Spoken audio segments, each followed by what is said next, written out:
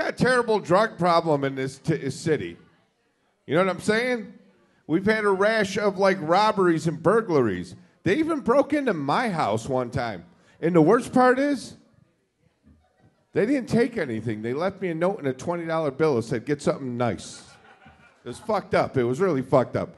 All right. Once again, I'm Genesee Joe from 92.7 The Drive. Our station's kind of like we're on welfare. We're a small mom and pop, so I got to keep saying that to small crowds. Anyways, let's give it up for our next comedian. You've seen him on the Chris Rock Show. Conan. Mr. Show.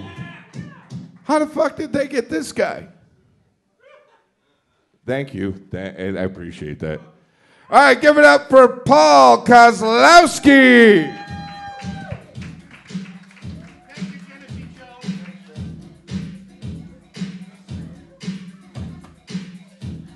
Keep it going for Genesee Joe. Let him know. How about all the other comedians you've seen tonight? Keep it going for yourselves. One more time for the DJ. Keep it going for the vets. Good night, everybody. Thanks a lot.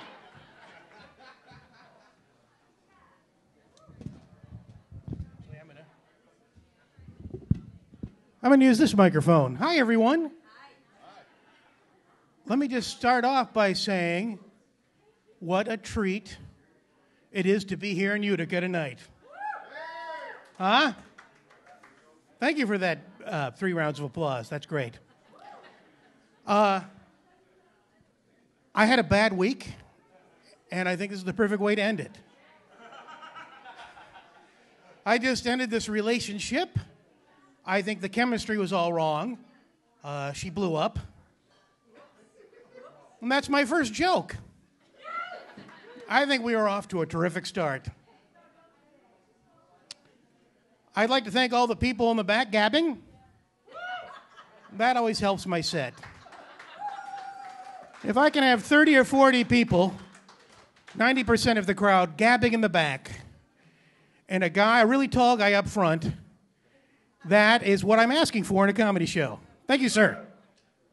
Thank you for your service. So, actually, it worked out. I've been having some sexual trouble. I'd been a little premature. It was getting better. It was getting so I could hold on till I got over to her apartment. Not enough. The taxi driver was saying, "What are you doing back there, pal?" "Hey, keep your eyes on the road, buddy. And hurry." Because I was ejaculating in the cab. That's that joke right there in a nutshell. I remember the first night we spent the night together. I found out that she had several large moles on her back. And when I went to take off her bra, they ran under the bed. Exactly, ladies and gentlemen.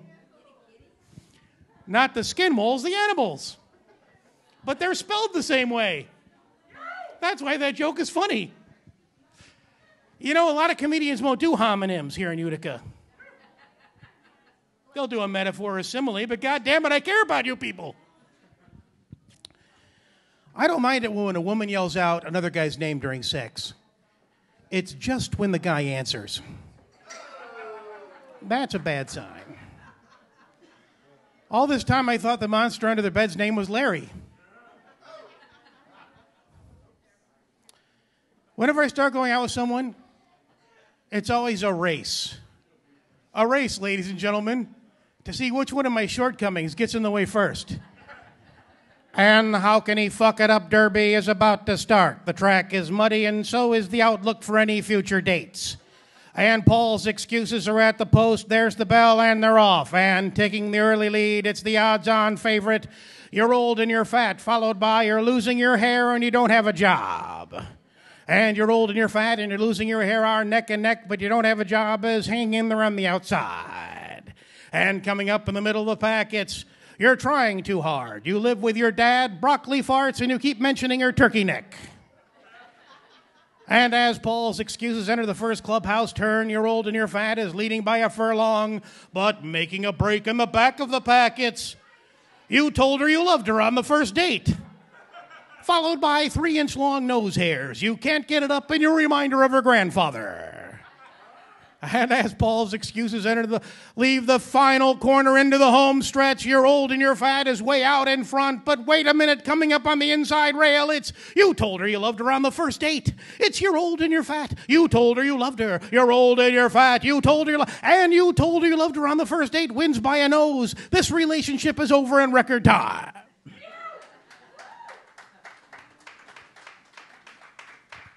I think that routine is worth the aneurysm. So, hi girls, welcome to the show. Let me update you on the jokes you've missed. I just ended this relationship. The chemistry was all wrong. She blew up. All right, I don't want anyone to miss out. So, I was wondering what Amish guys say when they're trying to pick up chicks. Oh man, look how plain she is. There's nothing special about her at all. Hubba, hubba, look at that figure. Do we have any Amish people here tonight? They're at the Amish Comedy Club. Here you go. So my friends have been saying, Paul, you got to try online dating. Hey, do you guys do online dating? I've never done it. They said, Paul, come on, that's what everybody's doing. Do the online dating. So I joined farmersonly.com. And now I'm dating a wonderful man named Zeke with 100 acres of prime bottomland. You don't have to be lonely. Get plowed by a farmer on farmersonly.com. You know, I think the farmers have a good idea. Other professions should have their own dating sites.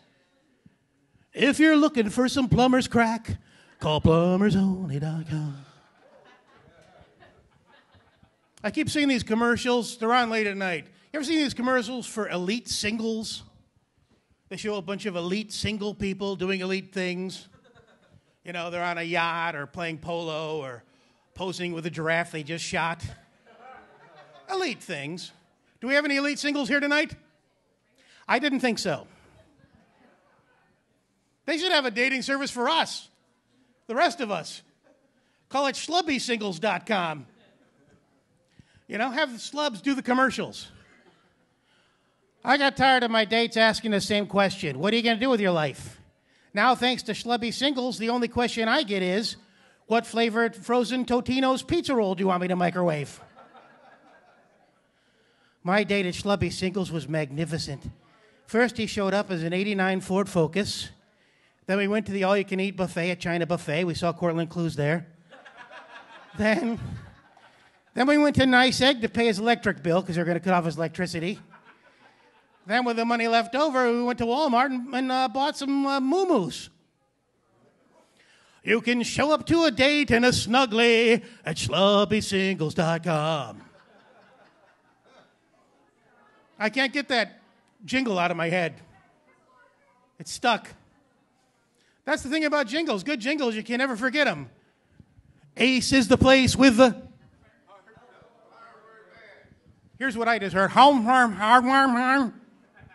Yes. How about one more? Give me a break, break me off a piece of that. All right, here we go. The best part of waking up is... I'm sorry, I was thinking the other jingle from Johnson's Funeral Home. The best part of waking up is that you are not dead. It's similar. A lot of people get those confused. I think people should have their own jingles. Everybody should have their own jingle. It would save so much time getting to know somebody. They just walk up to you and you hear their jingle. Mary Hyde is really wide. Dave's a bad lay. Dave's a bad lay. Ba-da-ba-ba-ba. Larry's full of shit.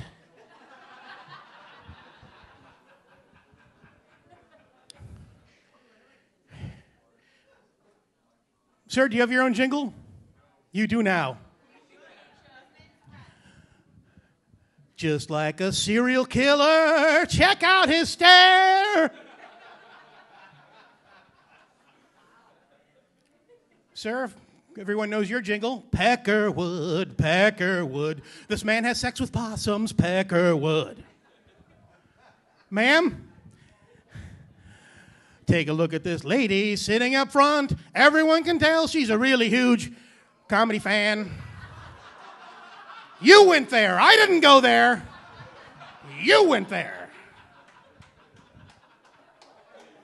That wasn't me. So, Halloween was last week, which of course means we're in the middle of dead middle of winter right now in upstate New York. Cortland was talking about the holidays. Of course, Christmas. Everyone knows Christmas is the holiday where we celebrate the birth of Santa. Easter is the holiday where they put Jesus in this cave. They put a rock in front of the door. He couldn't get out. He was in there for like 3 days. And then finally, the Easter Bunny dug a hole and got Jesus out of there. So then Jesus goes outside and sees his shadow and goes back in for 6 weeks. And then comes out again and hides some eggs. Halloween. A lot of people don't know how Halloween started. They were eating the Last Supper. And Jesus said, hey, this is great. How about some dessert? And then St. Larry said, I didn't think we'd get this far. Let's put the tablecloths on our head and go trick-or-treating as ghosts. St. Larry was the 13th apostle. You never heard of him because he was the one taking the picture. Everybody move in.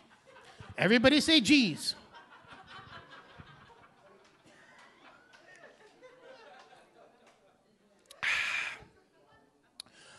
This portion of my comedy routine is brought to you by Wilson's Itchy Testicle Cream. It's like a good long scratch.